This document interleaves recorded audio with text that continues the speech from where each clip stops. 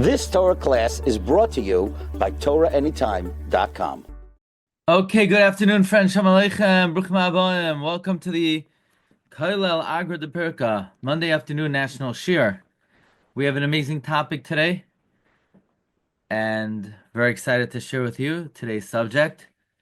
We are approaching the Yom Tov of Pesach, so I want to take the opportunity to tell you about some great ways to enhance your Yom Tov. Firstly, it is still in print, Sofer Maggid Harakiah on Pesach.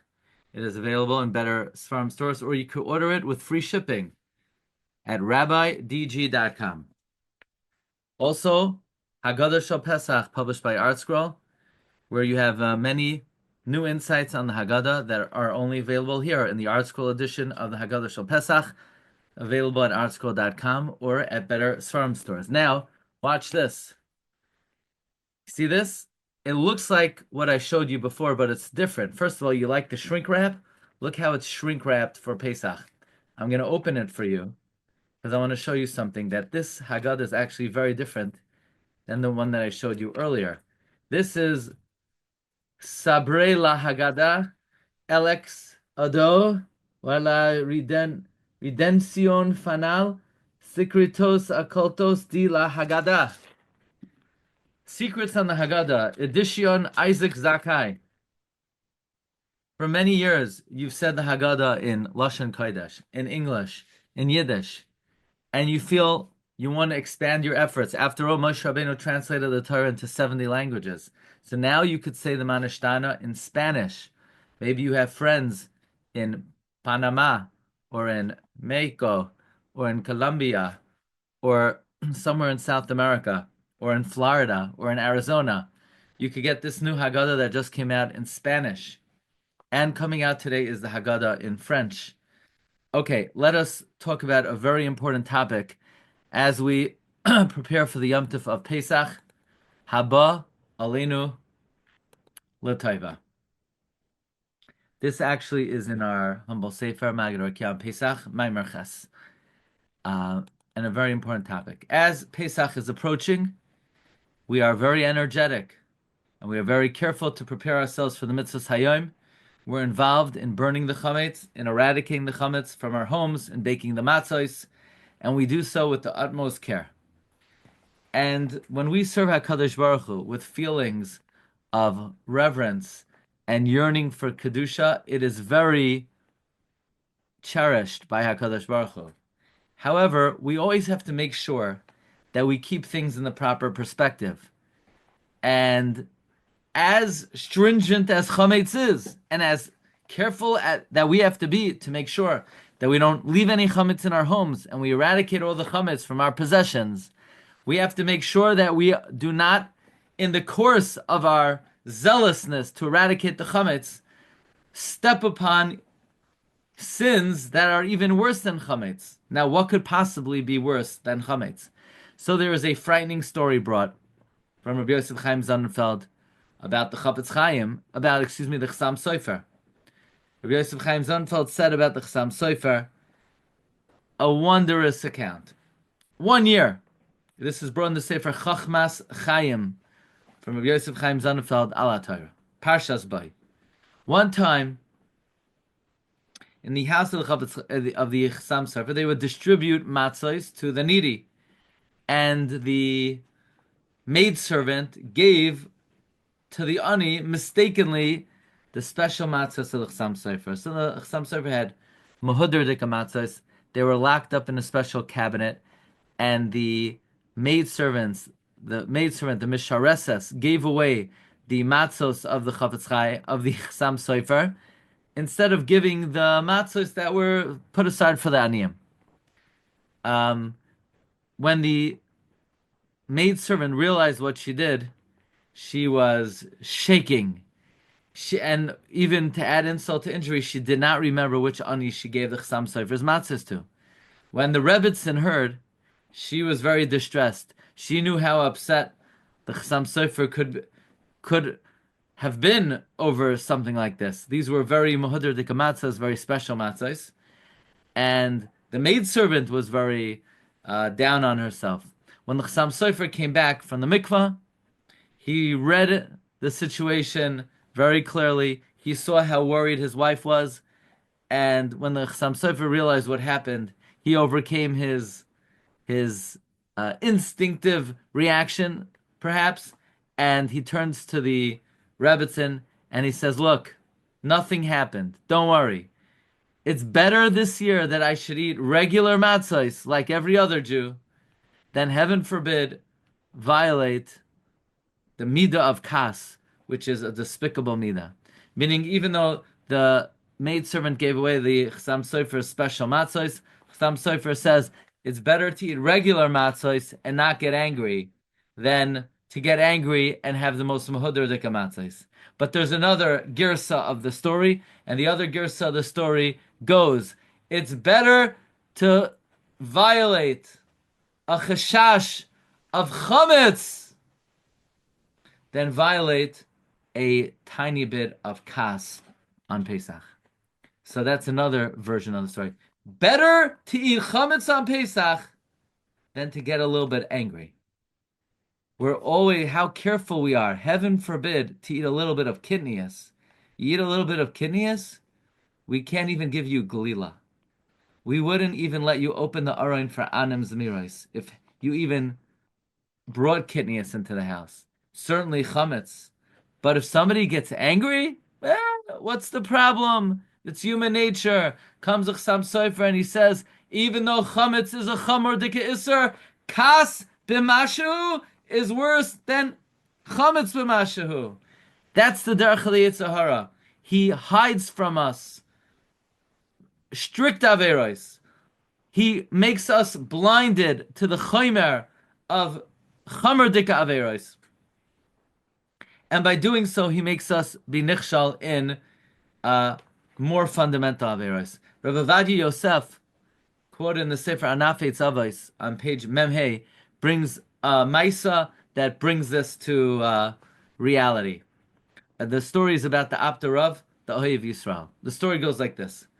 A man came to the Abda Rav after Pesach.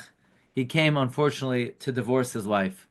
And he comes to Rav Avram Yeshua Heschel of Abt, and he asks the Rav, I came here to give a get to my wife. So the Rav says, why do you want to divorce your wife? The husband said, what do you mean? You know what she did to me on Pesach? She made me eat matzah shruya. It's mamish against the Messiah of my forefathers. So the Rav said, azoi. Really, it's shreklach. The Rav says, wait a second. And he calls his Rebbitzin to stand in front of him. And he says, dear, tell me please, let's set the record straight. What kind of matzah did you give me last night? The Rebbitzin of the Abda Rav was silent. She was afraid to say a word. So the Rav said, don't worry, just tell me the truth. So she said, I'll tell you the truth. I gave you regular matzah. It wasn't even shmura matzah. Umaisa shahaya kachaya. The shmura matzah that was baked on Erev Pesach l'shem mitzvah, I put in a special chest. But I was busy preparing for the Seder, and Ani knocked on the door. He said he had no shmura matzah. And somebody from the house who didn't know about the matzah, one of the family members, took the matzah and he gave it to an ani. And when I went to the chest to get your matzah, I didn't know what to do. They gave the wrong matzah to the ani, and I was afraid to tell you. So I took regular matzah. It wasn't even shmura matzah. I put it in your ka'ara, and I made myself nisht vissendik. I made myself like I didn't know what happened. And you conducted the Seder like a regular year. Says the Abda Rav to the man who wanted to divorce his wife, my dear son, I didn't even eat shmura matzah on Pesach, and I made myself like I didn't know, so I should not come to kas, and I should not come to hakpada. Laman hashalom. And you're divorcing your wife because of the minhag not to eat shruya matzah? That's not even min hadin. So the Rav made shalom between them, and they lived happily ever after. And they went off into the sunset, and that's where the story ends. So this limud of we need to be more careful about, how often out of a zealousness to be Mekayim a mitzvah in the proper way, we overlook getting angry. Getting angry, big deal. What's the problem? We'll be willing to fulfill any chumrah in the book, but to get angry, that's not a problem at all in our eyes. And that's something relevant to all times of the year. But actually, this is more connected to the Yom Tov of Pesach than any other time, as we're about to learn. In order to understand the connection between the Yom Tov of Pesach and the Midah of Kas, let's speak a little bit about the Midah of Kas. How careful we have to be. How we have to recognize its chomer. You know, someone who gets angry, he thinks that, well, if he speaks in an angry tone and he shows his forcefulness, then people are going to listen to him. But Chazal say in the Gemara Kedushin, Daf Mem Amud Beis, Darash bar kapara, Ragzan loy osa biyadai ela ragzanusa. An angry person will only accomplish his anger. Meaning, you never gain anything by getting angry. Nothing ever is accomplished. The Beis Yosef in Siman Reish Tzadik Tes brings a story sourced in the Kolbai that the minhag is women draw water Matzai Shabbos right when they hear Baruch Hu, because there's an Agada that the Be'er of Miriam opens up into the Yam of Tiberia, and every Matzah Shabbos, all the Be'er of Miriam flows into all the springs, and anyone who's a choila and drinks from that water, even if your whole body is a muka shchin, even if your whole body is covered in boils, you'll be healed. So here's the story. There was a guy who was covered with boils from head to toe, and his wife went to draw water Matzah Shabbos for him, and she delayed. She took a little bit too long. And what happened? She hit it! Jackpot! She hit the Be'er Miriam. So even though she was taking a little bit too long for his liking, but she hit the jackpot. And she filled up her jug from the Be'er Miriam. And when her husband was about to get angry, her husband got so angry at her for delaying that in his great anger, she got scared. She dropped the jug, and the Be'era Shel Miriam and all the water from the well of Miriam in her jug fell on the floor. A few sprinkles hit him. Wherever the sprinkles of water hit him, he was healed. Unfortunately, though, it only hit a small percent of his body, and the rest of him remained in a sorry state of being a muka shchin. From here, Chazal derive Ragzan loy osa biyadai ela ragzanusai. So nothing ever is accomplished from anger, nothing ever is gained. The Rambam says wondrous things about the Midah of Kas. The Rambam says there's certain character traits that you need to go in the middle path. But there are most Midos you have to take the middle path. But there are some Midos you have to distance yourself to the extreme. Kas, the Rambam says, Hakas Midah Rahi Ad L'Ma'od.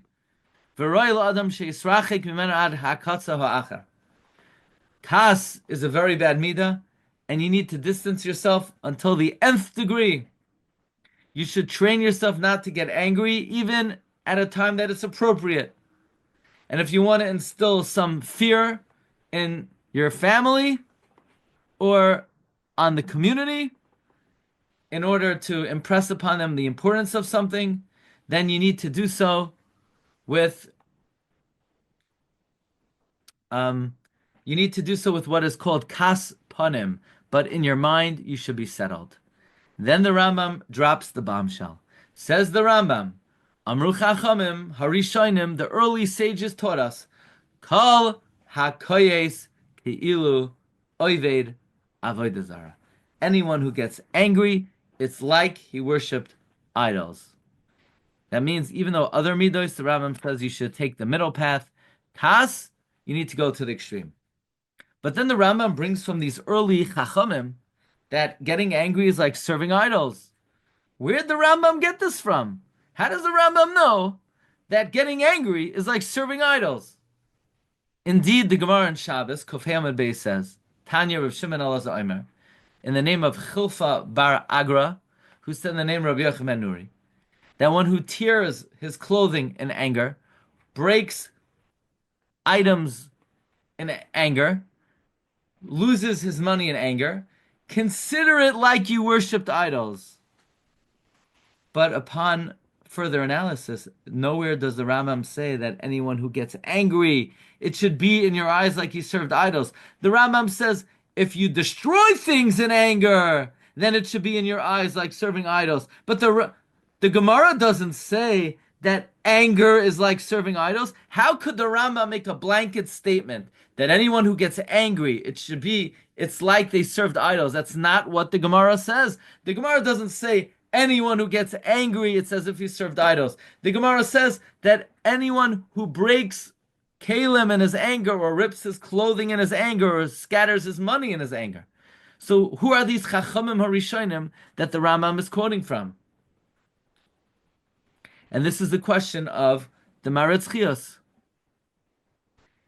Says the Maritz Chios on the Gemara in Shabbos, quoting the Rambam in Hilchos Deos, who says, Kol hakoyes kilo oved avodah zara. This is not found anywhere in Chazal. All Chazal says, if you break kalim in your anger, comes Shal Sechuvas Yad Eliezer, Rabbi Levi Horowitz, from the students of the Chasam Sofer. He says, yes, granted, it is not found in Bavli or Yushalmi, but the Zayar in Parshas Tetzaveh says, Chidlu lachem in ha'adam. Zayar says that Toiref nafshe ba'apai iu tarif fa'akar nafshe begin rugzin. That the Zayar says that anger is like avodah zara. By the way, even though the Zayar that he quotes doesn't quite say that anger is like avodah zara, but we do find explicitly in the Zayar in Parshas Bereshis, Kol hakoyes kilo oved avodah zara. So even though the Gemara doesn't say this, the Zayar says it. But it would be quite a chiddush to say that the Rambam's source is from the Zayar, because the Zayar was not discovered, friends, until after the time of the Rambam. Isn't that amazing? So wouldn't it be difficult to say that the source of the Rambam is from the Zayar when the Zayar was not discovered, was not known about in the times of the Rambam? So the Chidah, interestingly, when in Shal Shuvas Yosef Oimetz Siman Nun Aleph, regarding the Rambam discussion about the Kohen Gadol, that you remember in the Avodah on Yom Kippur, we say that afterwards the Kohen Gadol would say Titaru, and the Rambam brings that in Hilchos Yom Kippurim Parak Beis Halacha Zayin, that the people would say, that the Kohen Gadol would say Titaru. And the Mefarshim wonder, where'd the Rambam get that from? So the Chidah says, some want to say the Rambam took it from the Zohar. But the Chidah says that's impossible. The Sefer HaZohar was not even found in the times of the Rashba and the Rosh. Certainly it was not available in the times of the Rambam.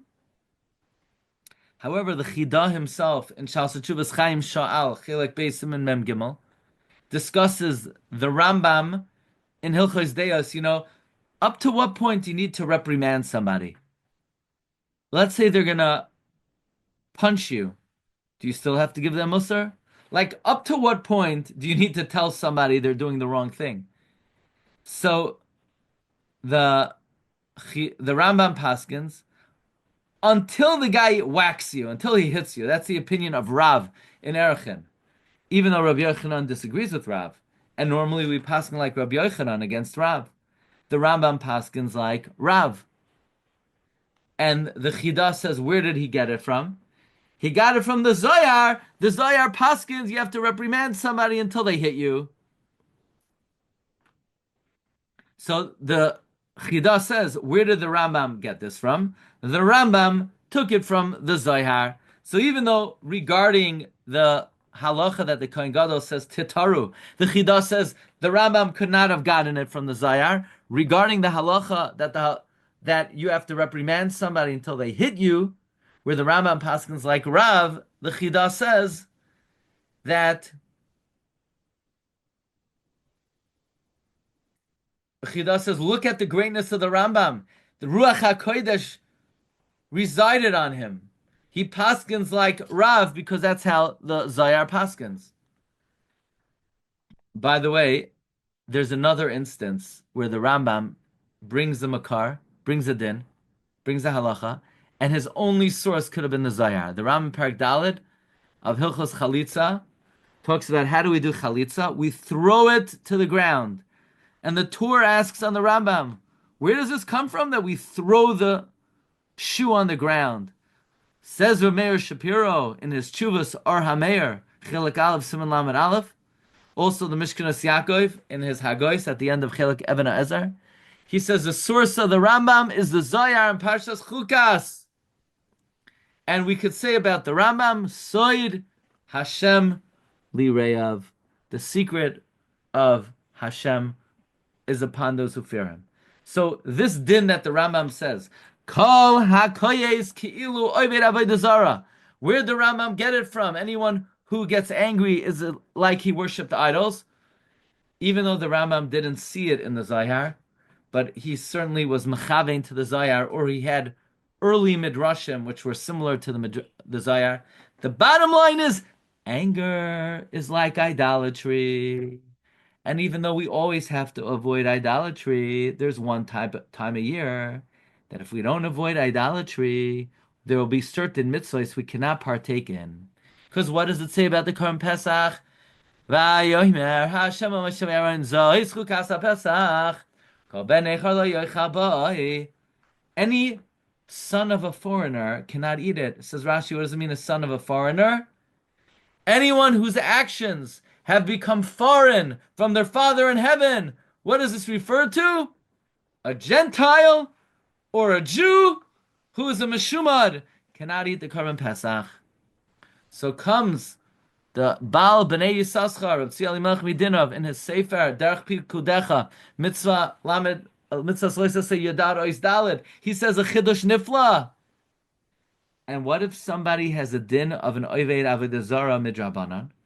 Now, who is there in this world that is considered an idolater midrabanan? A Baal Kas. Someone who gets angry. It's like he worshipped idols midrabanan. But he bring a Korban Pesach. Says the Bnei Yissaschar, Sarachian. Maybe he can't bring a Korban Pesach. Maybe someone who gets angry has the status of an idolater midrabanan, and he can't bring a Korban Pesach. Since Kol HaKoyes Kilo Oved Avodah Zarah, and if you're Oved Avodah Zarah Mamish, you're like a Mumar and you can't eat the Korban Pesach. Since Midrabanan Kol HaKoyes Kilo Oved Avodah Zarah, he can't eat from the Korban Pesach. So, as careful as you need to be the whole year not to get angry, boy, do you need to be careful this time of the year, because otherwise you're rendering yourself disqualified to eat the Korban Pesach. If Eliyahu would come and say, okay, Rabbi Sai, we're going back to the Beis HaMikdash, get ready, but Eliyahu is going to look at Pliny and say, Pliny, do me a favor. You could stay in New York. You'll stay here until after Yom Tov, okay? All of Klal Yisrael will go, build the Beis HaMikdash, bring the Korban Pesach. You stay here. Don't worry. We'll come and get you afterwards. We'll send Israel to get you after Yom Tov. For Yom Tov, you just stay in your house, you, your matzahs, and your kas.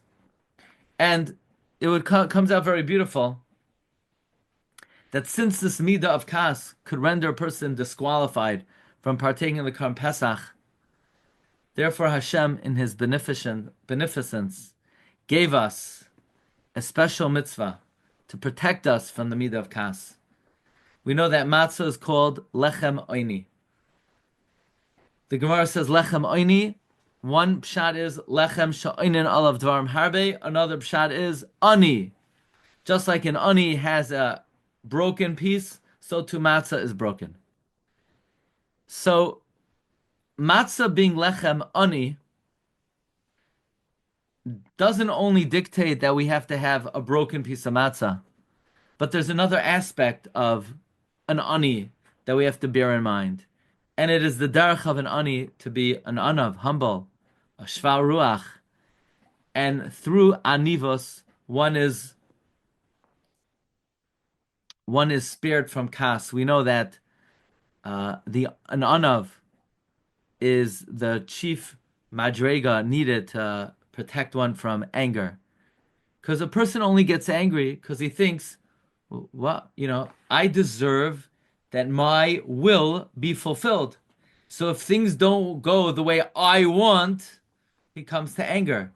So matzah, which engenders the midah of humility, protect us from anger. Actually, the Chasam Sofer says, matzah, which reflects humility, a person will be rewarded for even in Olam Hazeh, even in this world.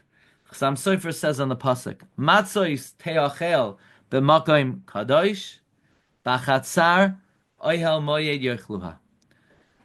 Literally, it's referring to karbanos, and it's saying you should eat matzos in a holy place, eat it in the chatzar. However, the Chasam Sofer says you can read the pasuk as follows: there are two different madregas. One madrega is the madrega of humility. One madrega is the madrega of precious, of separating from the pleasures of this world. Which is better? Better humility than separating from the pleasures of this world. Matzos!